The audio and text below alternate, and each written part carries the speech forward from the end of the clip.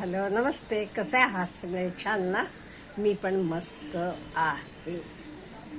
आज आपण एक प्रश्न घेऊया. आपले एका सबस्क्रायबरनं विचारलेला आहे. कॉमेंट, व्हिडिओचे खालची कॉमेंट आहे, आपल्यालाही बघायला मिळेल.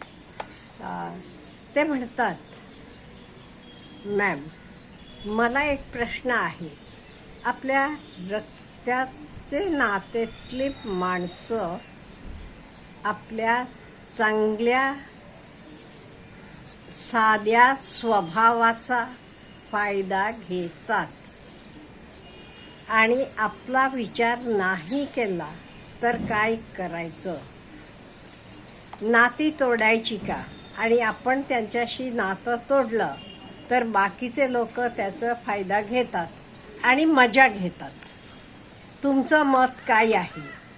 बाकीचे लोकांनी काही केलं तरी वाईट वाटत नाही, पण स्वतःचे लोकांनी त्रास दिला, आपला फायदा घेतला तर खूप वाईट वाटतं.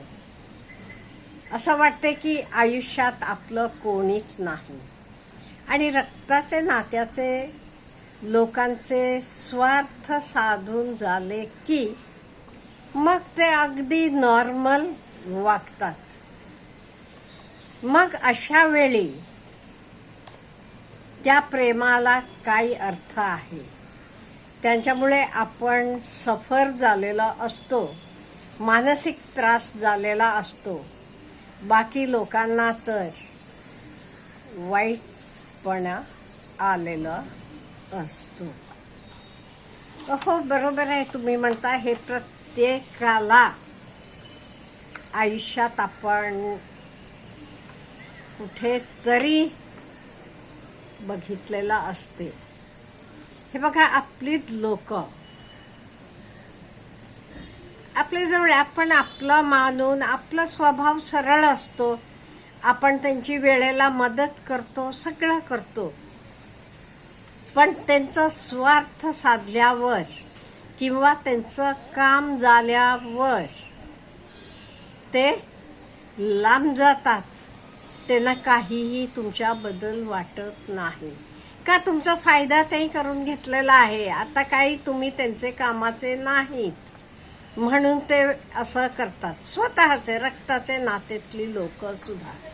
अशा वेळी वाईट वाटणं हे सहज आहे, हे काही नॉर्मल आहे.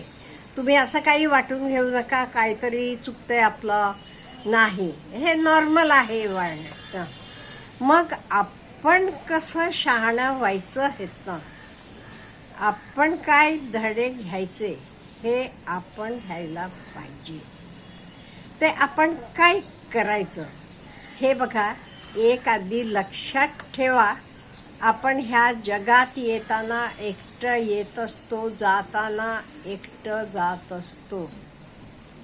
हे आपण लक्षात ठेवायला पाहिजे. मला तुमचं वय माहीत नाहीये. लहान वयात हे जाणवत नाही. आम्हालाही जाणवलं नव्हतं, मलाही जाणवलं नव्हतं.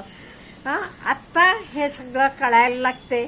पण हल्ली कसं खूप माध्यमं वाढलेली आहेत किंवा तुम्ही हे सगळं बघता किंवा आमच्यासारखी माणसं आपले अनुभव सांगतात. त्यामुळे तुम्ही जरा लवकर शहाणे व्हाल.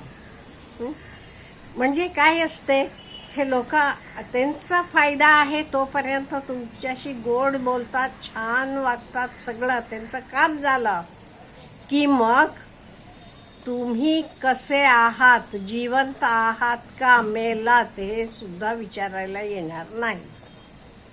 हे झालं तर चॅप्टर संपलं. मग इथे आपण कसं वागायचं हे बघा. समोरच्या माणसानं कसं वागायचं त्याचा आपल्या हातात कंट्रोल आहे का? त्यांचा रिमोट आपल्या हातात आहे का? नाही. पण मी कसं वागायला पाहिजे हा रिमोट माझे हातात आहे. त्यामुळे इथे मी काय करायला पाहिजे, मी स्वतःवर फोकस करायला पाहिजे. सोडून द्या, ते त्यांचा फायदा घेतला, गेले जाऊ देत. का मी म्हटल्यासारखं आपण एकटं येतो, एकटं जातो. जाताना हा आपला प्रवास आहे. आता तुम्ही रेल्वेनं कुठे तर जाता तुम्हाला प्रत्येक स्टेशनवर काही ना काही लोक भेटतात, बोलतात, गप्पा होतात, झालं का नाही, नंतर तुम्ही विसरता. असं समजून घ्या. आयुष्य म्हणणारे प्रवासात सुद्धा इन द सेम वे आपल्याला लोक भेटतात. मग ती रक्ताचे नात्यातली असू देत, तुमचे फ्रेंड्स असतील आणि काही जोडलेल्या नात्याची लोक असतील, हे सगळ्यांचा रोल हा आहे. We are all passengers. आपलं आपलं स्टेशन आलं की ती लोक निघून जातात. मग माझ्याबरोबर कोण आहे? मी माझ्याबरोबर आहे हे मी लक्षात ठेवायला पाहिजे. म्हणजे माझा विश्वास माझे क्षमतांवर पाहिजे, माझे एफिशियन्सीवर माझा विश्वास पाहिजे, तर मी करू शकतोय. आता साधे एक्झाम्पल घ्या ना तुम्ही. आता अमेरिका आणि इराणमधलं युद्ध. अमेरिका किती छोटा देश आहे हो, पण अमेरिकेला सरेंडर करायला लावलाय का नाही? हा, मग म्हणजे आपल्याला लक्षात पाहिजे स्वतःवरचा विश्वास. आपण काय करतो? आपण दुसऱ्यावर विश्वास ठेवतो. तो काय म्हणतो त्याच्यावर विश्वास. हो, हा ड्रेस तुला छान वाटते म्हटलं की तुम्हाला वाटते हा ड्रेस मला छान वाटते. तुमचा तुम्ही विचार करत नाहीये. हा, आपण लोक काय म्हणतात ह्याच्यावर जास्त विश्वास ठेवतो. हे चुकीचं आहे. आपण विश्वास स्वतःवर ठेवायला पाहिजे, लोकांवर नव्हे. लोक काहीही म्हणतील त्याच्याशी आपल्याला काहीही देणं घेणं नाही. त्यामुळे विश्वास तुम्ही ठेवा स्वतःवर, लोकांवर ठेवू नका. आणि एक म्हणजे ह्या जगात का नाही इम्पॉसिबल असं काही नाहीये. Everything is possible. Impossible word itself tells I am possible. मग इथे आपण काय करायला पाहिजे? तुम्ही तुमची रिअल ताकद, तुमचं जे काही आहे प्लस पॉइंट्स ते दाखवा. मग जगातली एवढी लोक तुमच्या आजूबाजूला येतात तेव्हा ही तुमची एकेकाळी तुमची होती, आपली तुम्ही मानत होता, ती लोक पण यायला लागतात. अहो, जगातली एवढी लोक तुम्हाला मानतात किंवा बाहेरचं एवढे, म्हणजे तुम्ही तुमचं व्हॅल्यू एडिशन करा. तुम्ही तुमचं स्टेटस वर घेऊन जावा. हे तुम्ही करू शकता आणि कोणी करू शकत नाही. दुसरं कोणी करू शकत नाहीये. आणि हे मी अनुभवानं सांगते. आपले मदत ही स्वतःची मदत महत्वाची आहे. बाकीचं कोणी स्वतःचे तुमच्या मदतीला येणार नाही. त्यांना फायदा असला तरी येतील, त्यांचा फायदा असला तरी येतील, नाही ते येणार नाहीत. हे लक्षात ठेवा. मग कोण स्वतःची मदत करायला पाहिजे? आपणच स्वतःची मदत करायला पाहिजे, ज्याला आपण सेल्फ हेल्प म्हणतो. आणि दिवस बदलतात अहो. कितीतरी अशी मी मुलं बघितलीत जी अगदी ॲव्हरेज होती. ती मुलं टॉपला गेलीत, MPSC झालीत, UPSC झालीत, आज कलेक्टर म्हणून सुद्धा बसलेली आहेत. एकेकाळी अगदी ॲव्हरेज होती मुलं. ती मुलं सुद्धा कशामुळे ही गेली एवढं वर? स्वतःवरचे विश्वासामुळे. त्यामुळे आपण स्वतःवर विश्वास ठेवायला पाहिजे.